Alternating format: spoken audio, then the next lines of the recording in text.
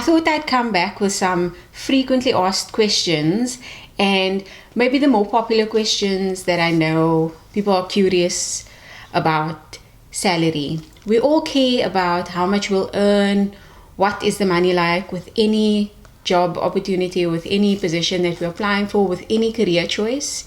For those of you starting out or thinking about a position as a flight attendant in aviation, I'm sure you're curious about the money. Now, I don't usually like talking about money because you can be horribly wrong. You can be so far off when it comes to money, because what you're earning at a specific airline may differ at another airline. So keep that in mind. I will give you guys a general breakdown. I will try and cover as much of the questions that I often get regarding salary, like benefits that airlines offer, how the salary structure works, what you get, and so on. So without much further ado, let's jump right in.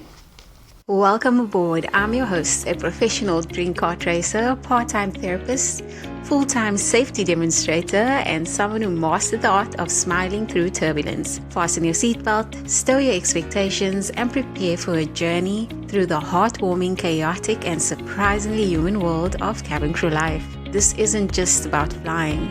It's about the people, the adventures, the mishaps, and the moments that make this job unlike any other. Sit back, relax, and this is Turbulence and Tea. Now, the more popular question, how much do flight attendants earn? Now, I am South African, so I will touch on South African airlines and international airlines. I used to be a hostie in the Middle East at one of the world's most prestigious airlines, and I can only talk about my experience then, what it was like when I was there then. I have left now, and I'm no longer there, and have left a little bit ago, and I'm sure that they have restructured after COVID and everything. This affected the economy big time, and even now with the war happening in the Middle East, I'm sure that they are being affected, and salary structure is affected, but I'll give you a basic idea. Okay, so South African airlines. Now, the airlines in South Africa, all airlines across the board, are allowed to work out their salary structure the way that they choose. So when you sign up with an airline, you'll then see at this particular airline, there is a base salary. So you get your basic salary and a couple of benefits, but what you get every month, this is generally in the ballpark of what you'll get. For example, if your salary is 20,000 Rand a month, more often than not, every month you will be earning around 20,000, 21,000, depends on your benefits. But if they work on a fixed salary structure, that's what you are looking for. That's what you are looking at. Other airlines in South Africa work on a flight pay situation. So as you are flying, the hours that you accumulate, you get paid for that, for those hours. So if I flew this month 50 hours, my salary structure will be a basic salary and flight pay. So for the 50 hours, this will be calculated on a rate, and I'll get the flight pay and the basic salary combined, and this becomes my salary every month, which in that case, your salary will differ. So every month you are looking at earning, if you're earning 20,000 this month, next month you might be earning 25, the following month you might be earning 18, the following month you might be earning 30. Depends on how much you have flown for the month. There are airlines in South Africa as well who do contracts. So they take the crew that they have and they send them on a contract.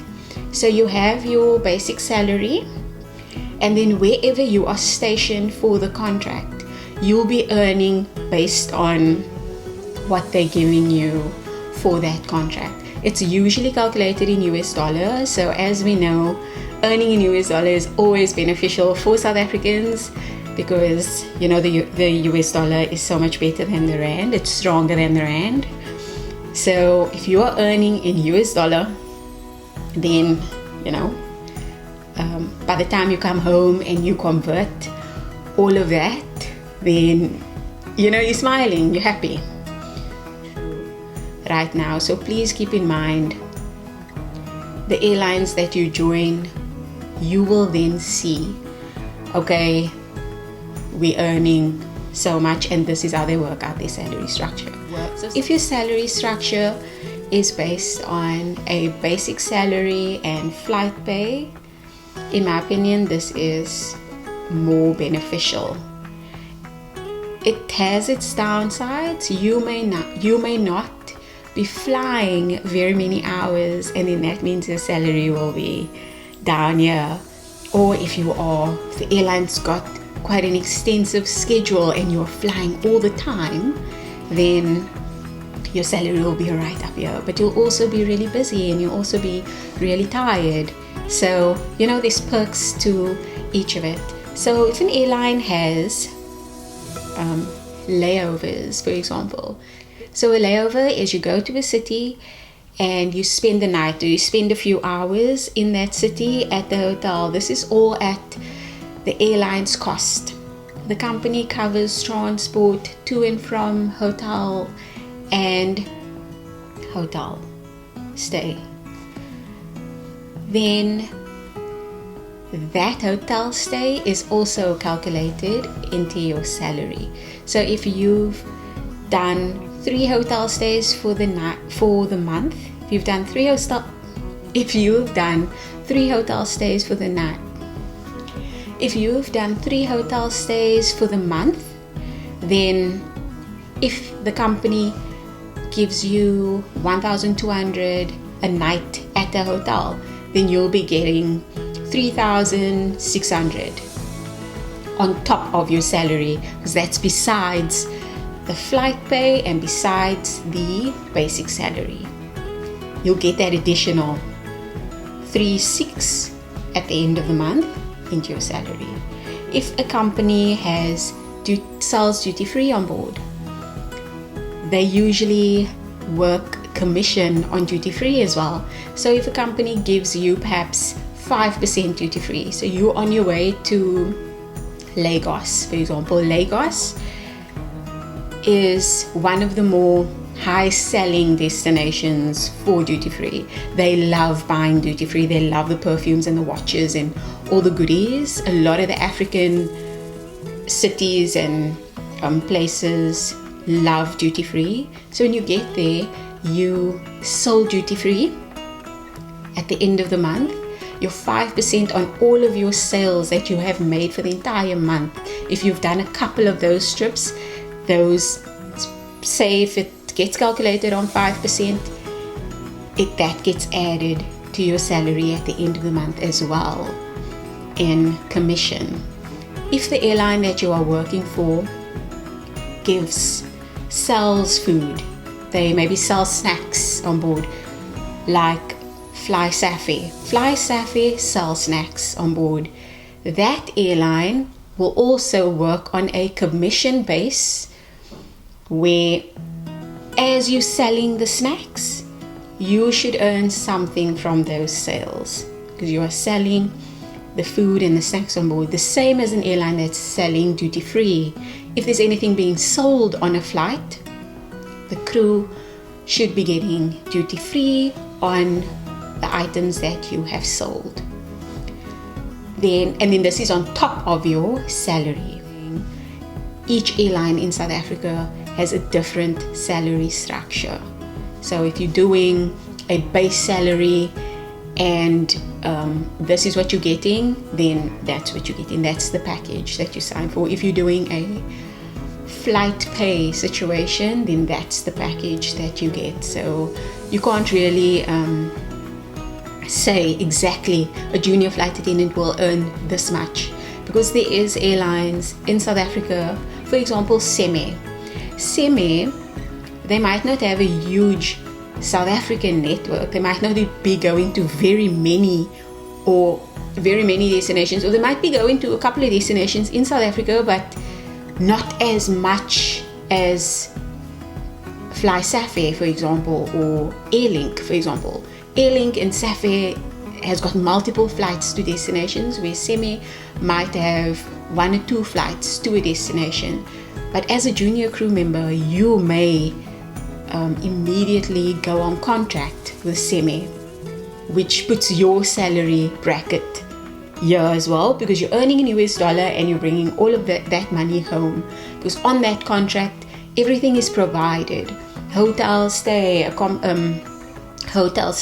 or accommodation, transport to and from. You'll be working that side and you are well looked after on that side. So everything that you are earning, you're bringing home. Okay, that's one. Do flight attendants get paid during training? Now, this also, at airlines in South Africa, it differs. If an airline pays you during training, you'll get paid a basic salary during training, and then when you officially start flying, you'll get a basic salary and flight pay, or you'll see how that airline structured it. But I do also know of airlines that don't pay during training. They only start paying after you've gone online and you've signed your contract and you've officially gone online. Then your salary kicks in and there's no back pay. What you start earning is what you'll start earning from when you're officially a flight attendant. I do know of an airline that does that as well. So you might get paid during training, or you might not get paid during training. Then I have spoken about how the salary works. Flight pay as opposed to a basic salary or base salary. When it comes to also how the salary would work, there are also airlines, or an airline in South Africa that is currently using a recruitment agency as well. So should you get into an airline that's using a recruitment agency, then I speak under correction, but I believe the agency would receive a portion. So like an agency, of course, they would also not just want to be recruiting people and not benefiting. At some point, an agency also needs to, get paid as well.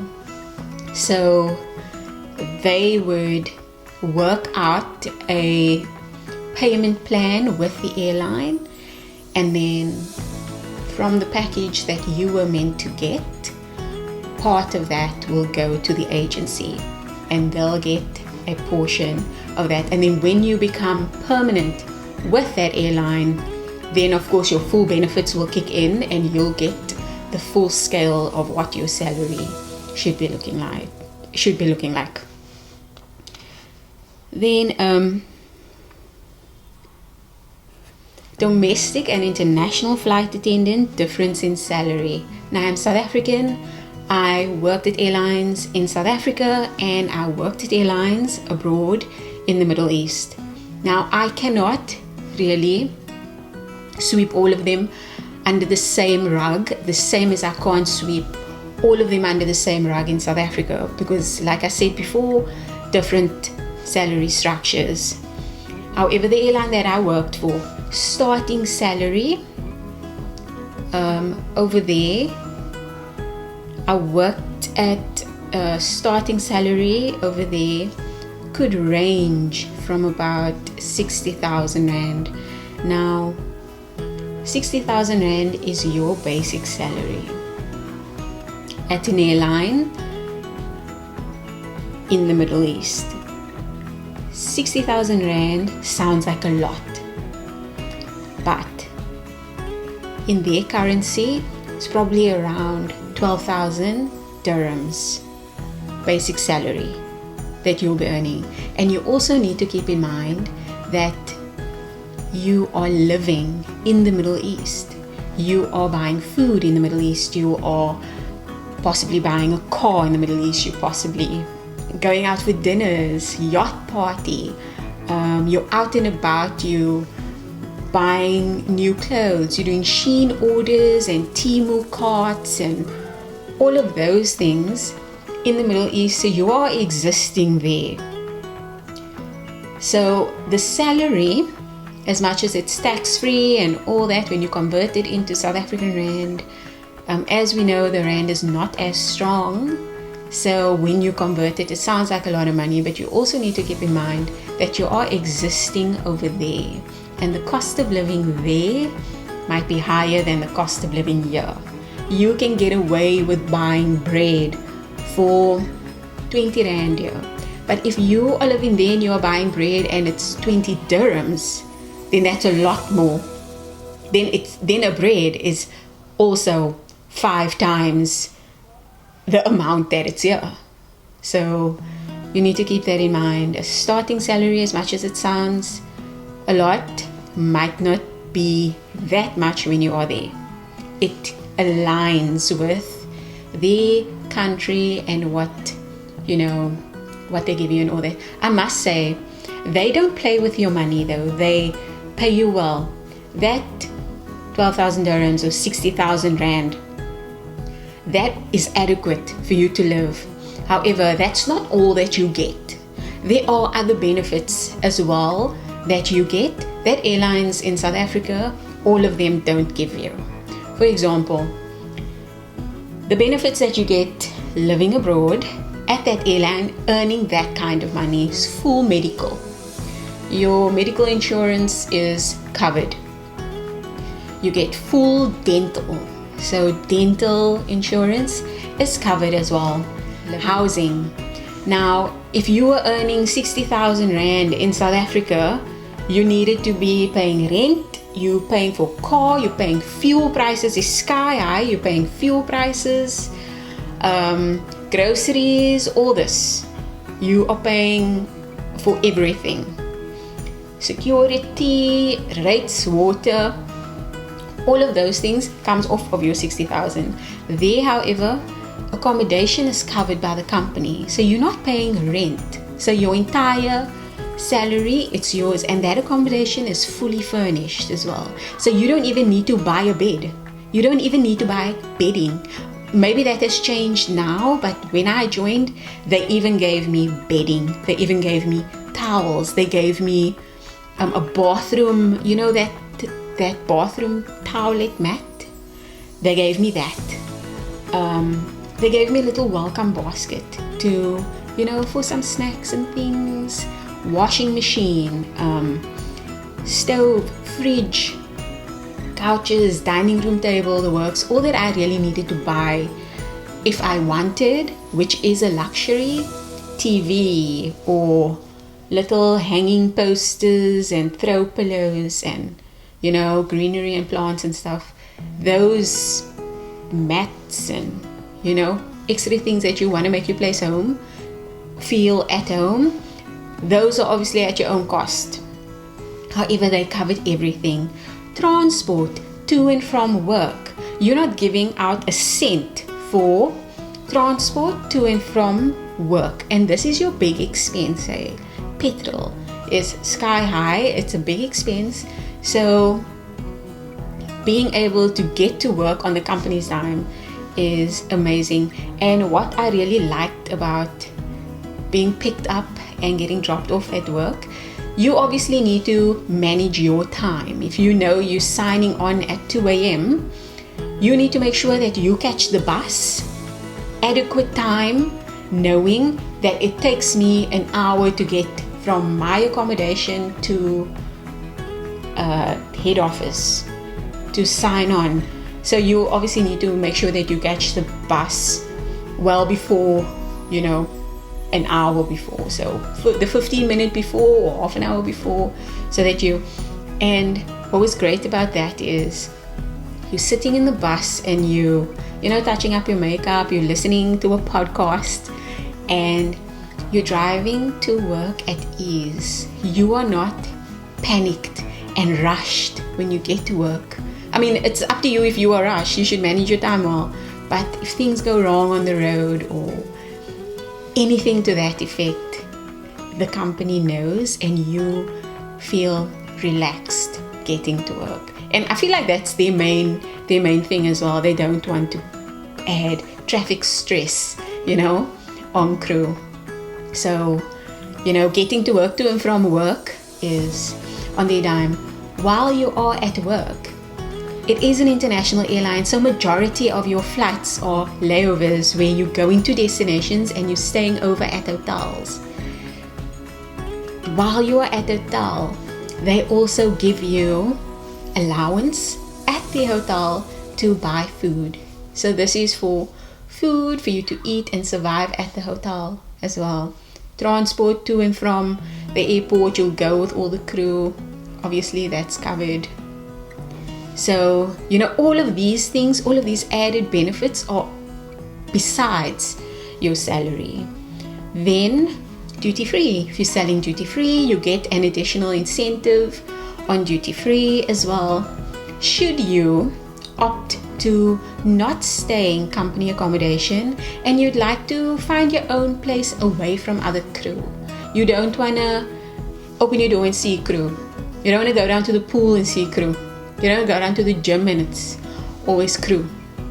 You want to be with these families and dogs and cats and whatever. You would like to be in an area where it's not crew buildings, but it's random buildings with other expats or, locals or whatever. You want to live in a villa in Dubai.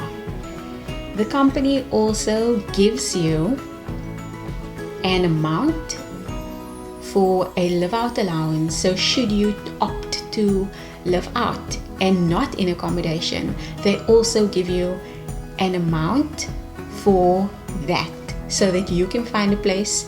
I would suggest you find a place within the amount that they give you so that you don't pay anything extra out of your salary. You don't pay anything extra out of your pocket. Find a place that covers what they give you. So that is a great benefit as well. You get profit share. They've just got something like 17 weeks or something crazy profit share this year, and that is amazing to me. An airline like that, airlines in the Middle East, they definitely value crew and they pay you an incentive when the company is doing well, the company is flourishing.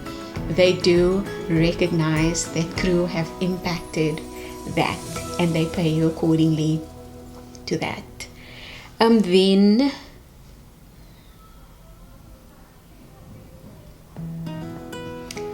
of course all of those hotel stays. Now if you worked at a local airline, you might never get to sleep in a hotel because the airline that you ended up working at, they leave and come back in the same day. You're sleeping in your own bed every day. Or you might work at an airline, they do hotel stays. They give you the allowance and all of that. An international airline, they are constantly at hotels. The majority of their flights are all international flights and they are all hotel stays. So majority of your roster is one leg to a destination hotel stay. When you go to the next destination, hotel, if it's a multi-sector hotel stay, you make your way back to Dubai, and all of that. Whenever you get to those hotels, you're getting a little envelope or you're getting some sort of allowance into your salary to cover food. Now that allowance is enough as well to go out. I have on my allowances, we had a trip to LA to I think it was like Orange County or something, and we had a trip to LA and we were there for a couple of days, and half the crew went to Mexico and the other half of the crew went to Las Vegas, and our allowance covered that. Now, you are not allowed, between me and you are not allowed to be going all over the show. And if you are going out like to places like that, like you are going at your own risk, the company protects you when you are at a hotel and when you are over there where they have somewhat of control and safety around you. When you are out exploring and you out going to the Eiffel Tower in Paris and stuff, they're not covering that. However, your allowance can cover that. It can cover a tour, can pay for food and a tour, a red bus. The way I've red bus toured everywhere with my allowance, it definitely. And crew also find ways to save on the allowance. They pack in lunch, they pack in dinner, they pack in dried noodles or whatever, bread and stuff in their cabin bags, so that they don't have to do room service, so they don't have to do breakfast at the hotel. Hotels too give crew discount on room service, on breakfast, on food at the hotel. So the airline, these discounts is generally not included in what the airline gives you. The airline's not going to give you the discounted rate. They're going to give you what food cost at that hotel. If you decide to go to the supermarket opposite the hotel or to the 7-Eleven and go buy a pie at the 7-Eleven and pocket your allowance, then good on you. So the allowance that you rack up, that's also besides your 12,000 dirhams that you started out. And this is a junior crew member. And the way that it also works across the board, the longer you are at an airline, generally every year you should be getting an increase in salary. You should be getting some sort of bump up in salary. Now, of course, airlines can work it the way that they want to in salary. So as cost of living goes up, you should also be, it's inflation and all that, you should be getting an increase in salary. An international carrier, as you are moving to premium cabins or in a supervisory role, you'll get an increase in salary. You'll get a bump up as you go into first class to business class. You're getting a bump up in salary. However, if you end up staying in economy, you in economy for like 7 years, you stayed in economy and you just didn't progress to business class or premium cabins. You didn't progress, but you stayed in economy. You are still earning a decent salary. You're still getting your increase every year. And the way that it worked was the contract that I signed when I joined, my salary will be based on that contract. So I'll be earning my increases based on the contract that I signed. So sometimes at an international airline, you might be the same grade as someone. I might be in economy and Loredana might also be in economy. However, I've been in economy for 5 years. Loredana has been in economy for 2 years. I will definitely be earning more than Loredana because I've been there a long time. Whereas airlines at home, airlines in South Africa, if I was a junior crew member, somebody else was a junior crew member, it might not matter how long we've been at the company. Our salaries might be on par, exactly the same. There might not be much growth in salary. Of course, depending on airline, because there are also airlines that do pay well in South Africa, and there's other airlines that pay crew what they think is fair. So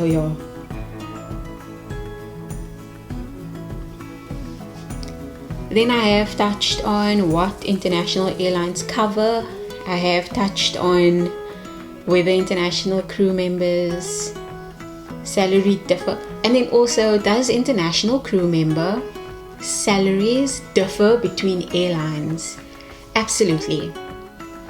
You might move to the Middle East and move to work at Fly Dubai. Emirates and Fly Dubai are both in Dubai.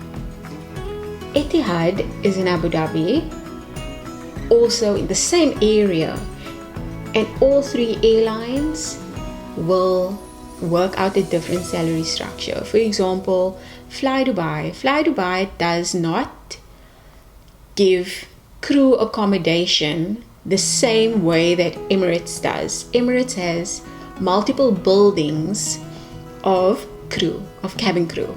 So there's different areas with buildings of only cabin crew, where Fly Dubai will give you the money, will give you the allowance to find your own place.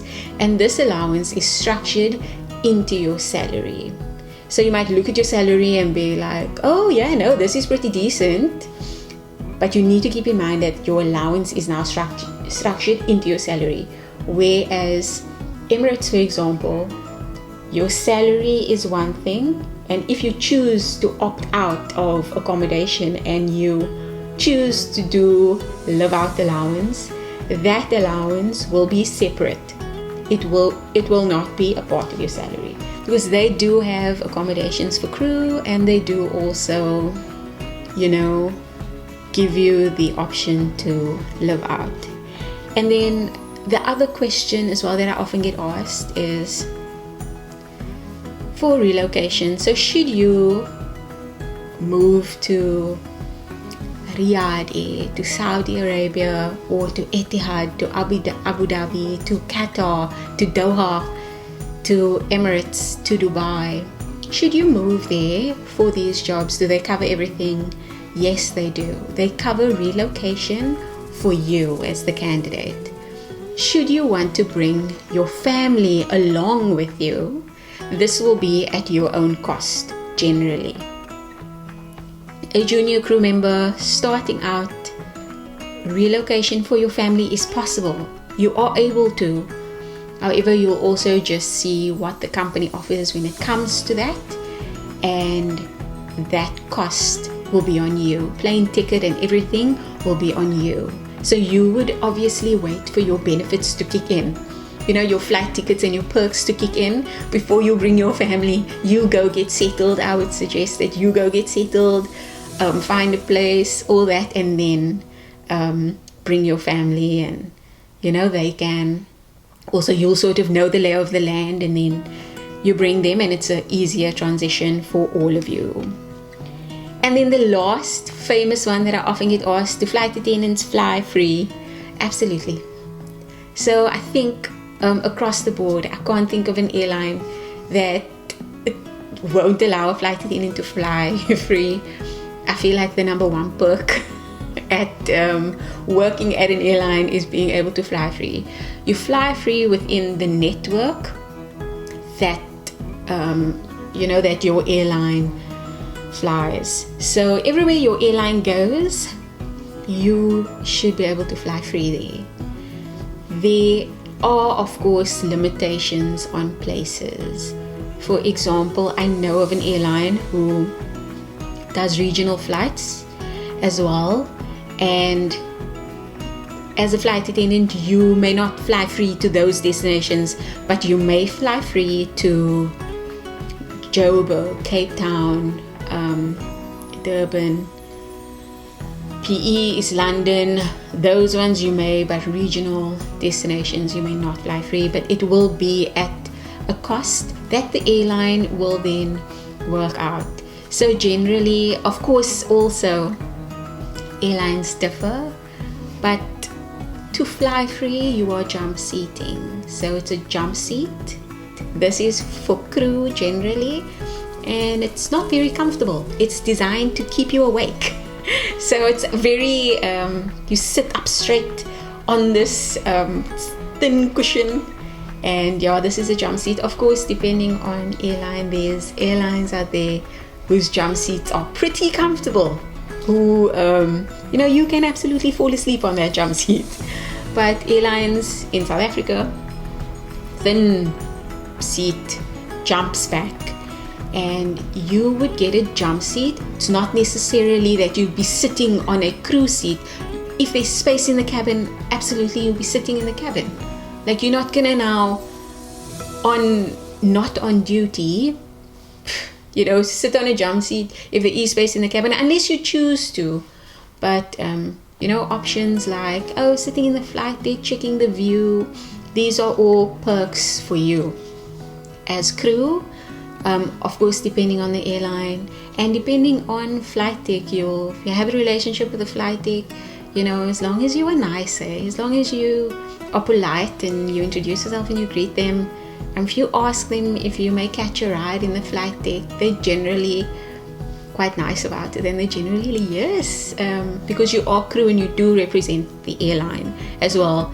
It is since 9/11. There is a locked door policy in the flight deck now, so other passengers and family members and stuff are not really allowed to be seated in the flight deck, but you as an airline representative, you generally are allowed to catch a jump seat in the flight deck as well, and scenery and vibes and view from the top and all that. So your flight attendants do get to fly free, and then your family and friends and all that, they do also get benefits with flying. So there'll be discounts like 50% off or 70% off, or close family 90% off, like ID90s or ID0s at airlines, depending on the airline that you obviously work for. International airlines, I think, does better benefits than domestic airlines. And what's great about some of the international airlines and some domestic is the partnerships with other airlines that airlines have. Now, Qatar belongs to One World. This is an alliance between airlines. South African Airways, for example, belongs to Star Alliance. This is an alliance between airlines.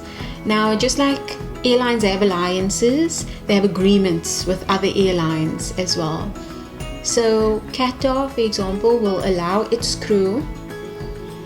They have negotiated that Qatar crew are able to fly on other airlines other than Qatar Airways. They're allowed to fly on other airlines within the One World, or within the airlines that they have agreements with. They're allowed to fly with those airlines to the destinations that those airlines go to. Because if, for example, I would love to plan a vacation to Antarctica, the airline that I'm working for, they don't fly to Antarctica. However, they've got an agreement with an airline that does fly to Antarctica. I may book a staff travel ticket on that airline and also get discount and benefits on that particular route to Antarctica. It's usually standby, and if anyone gets bumped, it's usually other airline crew. I have slept at airports. I have missed, I think, the most on a trip that I've done, international trip, I think the most flights that I've missed was something like 5. I kept getting bumped, and by the end I was just like, oh my, like this airline had a huge network and their flights were just really full. Their flights were so busy, and each flight, like time after time, like I just got bumped, and that was the worst. But if you're willing to put up with that for a pretty decent discount, why not? You'll obviously just factor that into your vacation time. But yeah, it's a sin to pay full fare as a flight attendant. It's ridiculous. Like, I absolutely frown upon that. To be paying full fare, it's no. I could not. But so yeah, and then obviously there are airlines now. So I hope that we shed some light on salary structure and money and the kind of money you can earn and the benefits and all that. I don't really like talking about money, because now I tell you, oh, you'll be earning so much money, and then you join an airline and then you don't earn that much money, and then you come and you're like, you said I was going to be earning.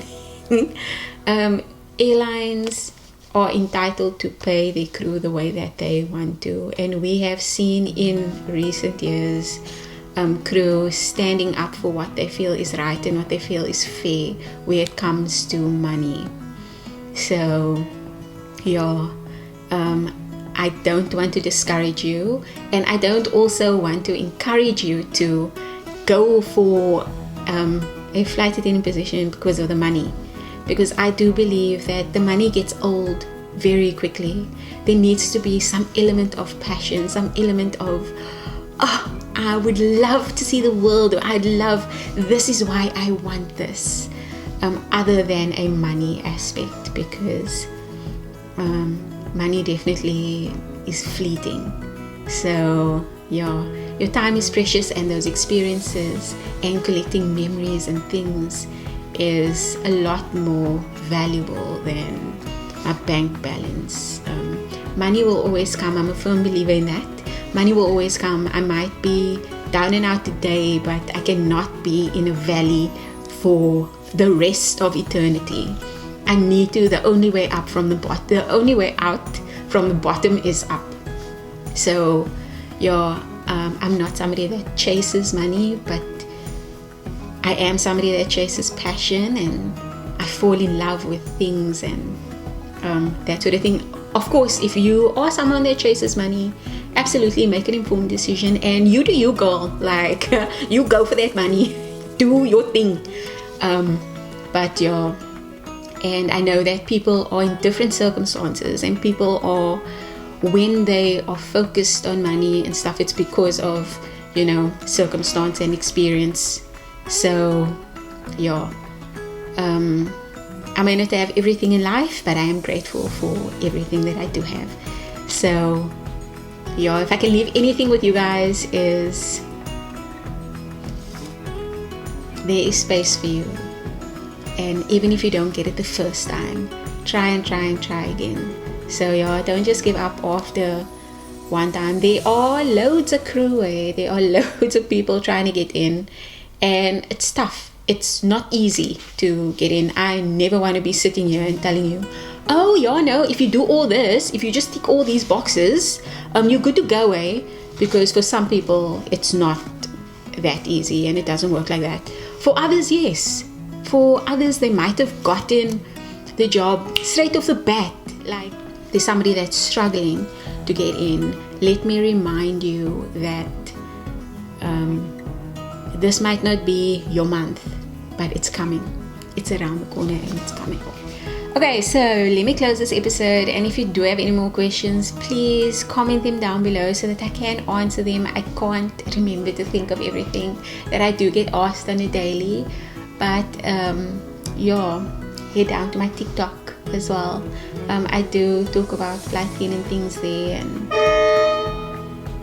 and experiences. Good luck for those of you applying, and for those of you watching, I wish you all the best. And if you are thinking about a career in aviation, it can be quite a lucrative one, so go for it. Why not?